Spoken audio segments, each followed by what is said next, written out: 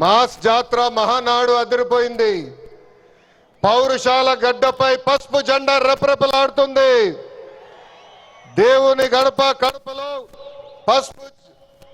పసుపు పండుగ నిర్వహిస్తాం. నా అదృష్టంగా నేను భావిస్తున్నా. 2024లో మాస్ విక్టరీ మనందరం చూసాం. చరిత్ర కూడా తిరిగి రాశాం. 94% స్ట్రైక్ రేట్ అంటే 175 నియోజకవర్గాల్లో 164 స్థానాలు మన కైవసం చేసుకున్నాం. ఇది ఒక రికార్డు కాదు, ఆల్ టైమ్ రికార్డ్ అని సభాముఖం మీకు తెలుపుతున్నా. ఇది తెలుగుదేశం పార్టీ కార్యకర్తల నాటు దెబ్బ. జెండా బీకేస్తా అన్నారు వాళ్ళు, ఇప్పుడు పార్టీ కార్యాలయానికి టూలెట్ బోటు పెట్టుకుని పారిపోయే పరిస్థితి. పార్టీ లేకుండా చేస్తా అన్నారు, అడ్రస్ లేకుండా పోయే పరిస్థితి. వై నాట్ 175 అన్నారు, ప్రజలు ప్రతిపక్ష హోదా కూడా ఇవ్వని పరిస్థితి. మన బొమ్మలు పెట్టి బాక్సింగ్ చేశారు, ప్రజలే ఇప్పుడు ఫుట్బాల్ ఆడుకునే పరిస్థితి. ఏ తప్పు చేయని మన అధినేత చంద్రబాబు నాయుడు గారు బంధించారు.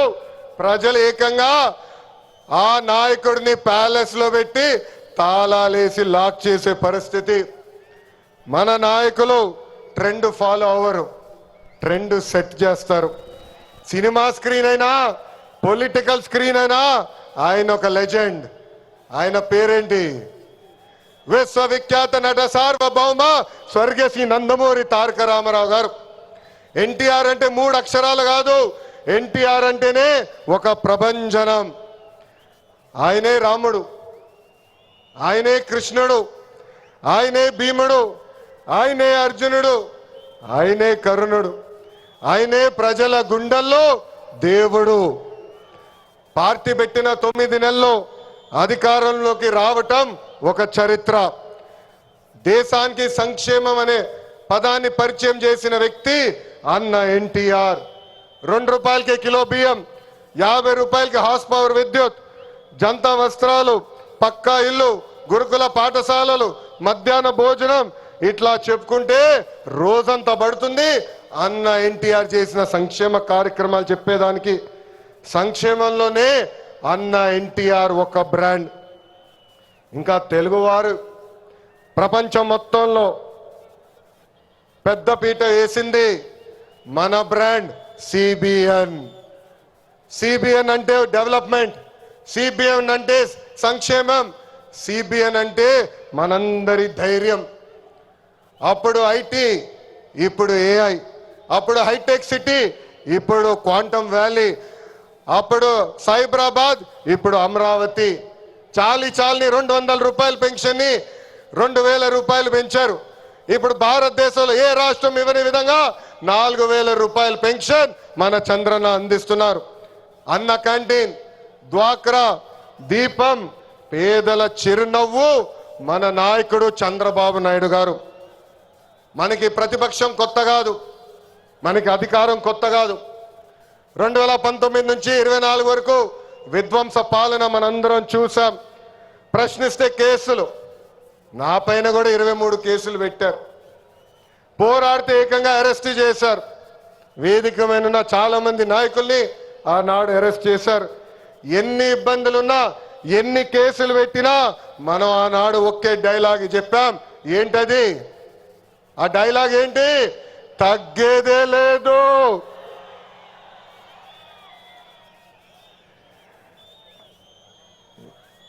మనందరం చూసాం. ప్రత్యర్థులు దాడి చేసిన, తొడగొట్టి మీసం మిలేసిన అంజిరెడ్డి తాతనే మనందరికి దమ్ము. కత్తితో దాడి చేసి తల నుండి రక్తం కారుతున్నా ఏకంగా పోలింగ్ బూత్ లో కూర్చుని చివరి ఈవీఎం సీల్ పడే వరకు పోరాడిన మన అక్క మంజుల గారే మన ధైర్యం.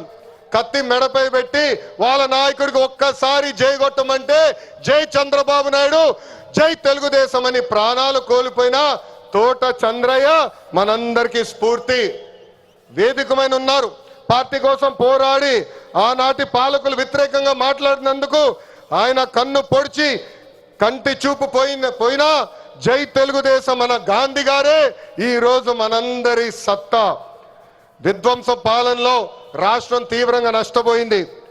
ఆంధ్రప్రదేశ్ను ఏకంగా అప్పుల ప్రదేశ్గా మార్చేసింది గత ప్రభుత్వం.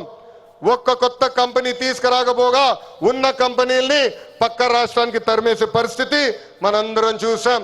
1000 రూపాయలు పెంచేదానికి 5 సంవత్సరాలు వాళ్ళు తీసుకున్నారు. ఏకంగా జే బ్రాండ్ లిక్కర్తో విషం కంటే ప్రమాదమైన మద్యం అందించి 30,000 మందిని చంపి 1,000 కోట్ల రూపాయలు ధనాన్ని లూటీ చేశారు. అందుకే రాష్ట్రాన్ని కాపాడుకునే దానికే కూటమి ఏర్పడింది.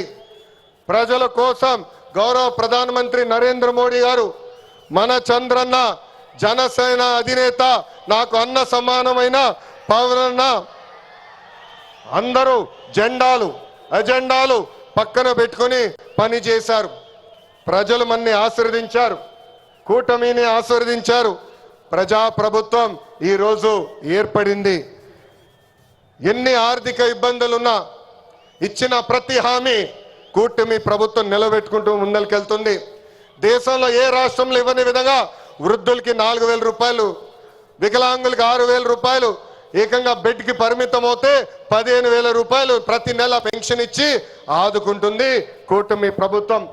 దీపం పథకం కింద ప్రతి ఏటా ఉచితంగా 3 గ్యాస్ సిలిండర్లు కూడా మన ప్రభుత్వం అందజేస్తుంది. ఇంకా అన్న క్యాంటీన్లు కూడా తిరిగి ప్రారంభించాం. ఇంకా జూన్ మాసంలోనే తల్లికి వందనం కూడా మన ప్రభుత్వం ఇవ్వబోతుంది. అన్నదాత సుఖీభవ త్వరలో అమలు చేస్తున్నాం. ఆగస్ట్ 15 నుంచి మా అక్క చెల్లెలు, పెద్దమ్మ, చిన్నమ్మలు ఆర్టీసీ బస్సులో ఉచితంగా కూడా ప్రయాణించే హక్కు మన ప్రభుత్వం కల్పించబోతుంది. ఇంకా 16,347 పోస్టులతో మెగా డిఎస్సి మనం ప్రకటించుకున్నాం. జూన్ మాసంలో ఎగ్జామ్స్ నిర్వహించి ఏకంగా వచ్చే అకాడమిక్ ఇయర్ కి ఉపాధ్యాయుల్ని కూడా పొజిషన్ చేస్తాం. పోయిన ఎన్నికల్లో ప్రభుత్వ ఉద్యోగస్తులందరూ కూటమి ప్రభుత్వానికి సహకరించారు. ప్రతి నెల 1వ తారీఖు నాడు వాళ్ళ జీతాలు ప్రభుత్వం చెల్లిస్తుంది. వాళ్ళకి అనేక సమస్యలు ఉన్నాయి. ఆ సమస్యలన్నీ కూడా ఒక పద్ధతి ప్రకారం కూటమి ప్రభుత్వం పరిష్కరిస్తుందని ఈ సభాముఖం వాళ్ళందరికీ తెలుపుతున్నాం.